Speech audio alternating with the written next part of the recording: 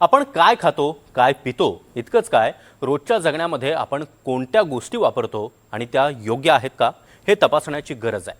कारण सध्या पैसे कमावण्यासाठी बनावट खाद्यपदार्थ आणि वस्तूंच्या निर्मितीचा धंदा सुरू झालाय।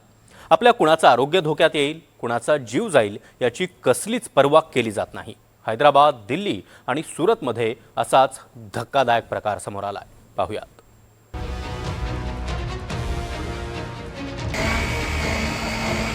सध्या आंब्याचा मोसम सुरू आहे। बाजारात मस्त पिकलेले पिवळे धमक आंबे घेण्यासाठी लोक गर्दी करू लागलेत। पण मंडळी, हे आंबे नैसर्गिकरित्या पिकवलेले आहेत की बळेच पिकवलेले आहेत याची तुम्ही माहिती घेतली का? कारण हैदराबादच्या गोशा महल परिसरात पोलिसांनी टाकलेल्या धाडीत 200 किलो आंबे जप्त करण्यात आलेत। हे आंबे डायमंड राईप या इथिलीन रसायनाचा वापर करून पिकवण्यात आल्याचं तपासात उघड झालंय। पोलिसांनी दिलेल्या माहितीनुसार संबंधित व्यापारी एका 20 किलोच्या ट्रे मागे 200 सॅशे इथिलीन रसायनाचा वापर करत होता, जे अन्न आणि सुरक्षा मानक प्राधिकरणानं निर्धारित केलेल्या 5 सॅशेच्या मर्यादेपेक्षा जास्त आहे। या प्रकरणी पोलिसांनी धडक कारवाई केली। बाजारात सध्या मोठ्या प्रमाणात आंबे विक्रीसाठी दाखल झाले आहेत। पण हे आंबे तुम्हाला आजारी तर पाडणार नाहीत ना, याची काळजी ग्राहकांनी घेणं गरजेचं आहे।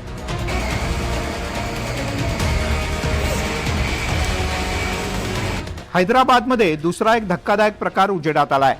कत्तेडान परिसरात कमिशनर टास्क फोर्स आणि स्थानिक पोलिसांनी संयुक्त कारवाई करत आलं लसूण पेस्ट तयार करणाऱ्या कारखान्यावर छापा घातला। हा कारखाना अत्यंत अस्वच्छ स्थितीत चालवला जात होता। पेस्ट तयार करण्यासाठी अत्यंत निकृष्ट दर्जाचा कच्चा माल तसंच ॲसिटिक ॲसिड आणि झॅन्थन गम सारखी रसायनं वापरली जात होती। कोणतेही अन्न सुरक्षा मानक किंवा परवाना न घेताच हा कारखाना सुरू करण्यात आला होता। हीच आलं लसूण पेस्ट शहरातली हॉटेल्स, रेस्टॉरंट आणि किरकोळ दुकानदारांना पुरवली जात होती। त्यामुळे शहरात आरोग्याच्या समस्या निर्माण होऊ लागल्या होत्या। या कारवाईत तब्बल 4000 किलो भेसळयुक्त पेस्ट आणि 6000 किलोपेक्षा जास्त निकृष्ट दर्जाचा कच्चा माल, विविध साहित्य पोलिसांनी जप्त केलं। जप्त केलेल्या मुद्देमालाची किंमत अंदाजे 22 लाख रुपये असल्याचं सांगण्यात आलंय।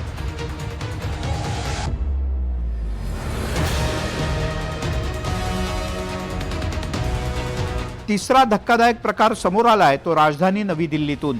दिल्ली पोलिसांच्या क्राईम ब्रँचनं मोठी कारवाई करत खानजवळा परिसरात सुरू असलेला बनावट सेन्सोडाईन टूथपेस्टचा कारखाना उद्ध्वस्त केला। या कारवाईत पोलिसांनी काही जणांना अटकही केलंय। 2 एप्रिल रोजी गुप्त माहितीच्या आधारे पोलिसांनी एका गोदामावर छापा घातला। तेव्हा मोठ्या प्रमाणात बनावट सेन्सोडाईन टूथपेस्ट, रिकाम्या ट्यूब, पॅकेजिंगचे कर्टन, फिलिंग आणि सीलिंग मशीन तसंच कच्ची टूथपेस्ट आणि अन्य साहित्य जप्त करण्यात आलं। या मालाची किंमत लाखो रुपयांच्या घरात आहे। आरोपी मोठ्या प्रमाणात लोकप्रिय ब्रँडची नक्कल करत बनावट टूथपेस्टची बाजारात विक्री करायचा। चौकशीत आरोपी हरिओम मिश्रानं गोदाम भाड्यानं घेऊन स्थानिक पातळीवर तयार केलेली टूथपेस्ट रिकाम्या सेन्सोडाईन ट्यूब्समध्ये भरून ती कोणत्याही वैध परवान्याशिवाय बाजारात विकल्याची कबुली दिली आहे। पोलीस आता या बनावट टूथपेस्ट वितरण साखळीचा तपास करतायत।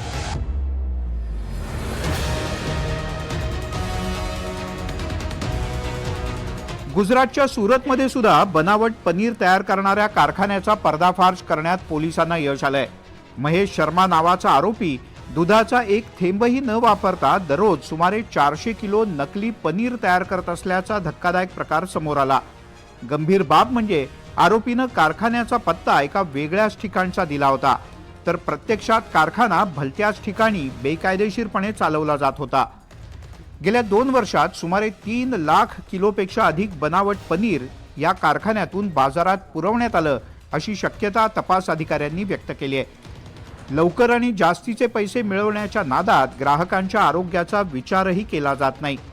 बनावट आणि चुकीच्या पद्धतीनं खाण्याचे पदार्थ तयार करून नागरिकांच्या जीवाशी सुरू असलेला हा खेळ थांबणार तरी कधी, हा प्रश्न अनुत्तरित आहे।